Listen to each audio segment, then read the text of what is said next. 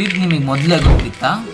ಮೊಟ್ಟೆ ಒಳಗಡೆ ಇರೋ ಎಗ್ನ ನೀಟಾಗಿ ಕಲರು ಮತ್ತು ನೀರನ್ನ ಮಿಕ್ಸ್ ಮಾಡಿ ಮಸ್ತಾಗಿ ಒಲೆ ಆಡ್ಬೋದು. ಮೊಟ್ಟೆನ ತೂತು ಮಾಡೋಕ್ಕೆ ನಾನು ಫೋರ್ಕ್ನ ತೊಗೋತಾ ಇದ್ದೀನಿ. ಮೊಟ್ಟೆಯ ಹಿಂದಿನ ಭಾಗ ಮತ್ತು ಮುಂದಿನ ಭಾಗ ನೀಟಾಗಿ ಹೋಲ್ ಮಾಡ್ಕೋಬೇಕು ಹುಷಾರಾಗಿ.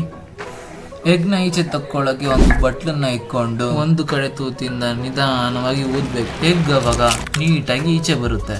ಎಗ್ ಎಲ್ಲ ಖಾಲಿ ಸಿಪ್ಪೆ ಮಾತ್ರ. ಎಗ್ನ ಆಮೇಲೆ ಆಫ್ ಬಾಯ್ಲ್ ಮಾಡ್ಕೊಂಡು ತಿನ್ನೋಣ.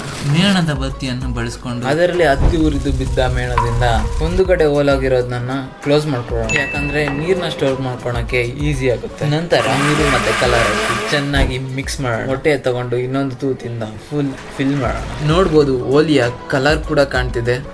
ನೀರನ್ನ ತುಂಬಿದ ನಂತರ ಇನ್ನೊಂದು ಮೇಣದ ಬತ್ತಿಯಿಂದ ಕ್ಲೋಸ್ ಮಾಡ್ಕೊಂಡು ಬನ್ನಿ ಈಗ ಈ ಓಲಿಯನ್ನ ಟ್ರೈ ಮಾಡೋಣ. ಎಲ್ಲ ಪುಡಿ ಅದೆಲ್ಲ ಫುಲ್ ಮಿಕ್ಸ್ ಆಗೋಗಿದೆ.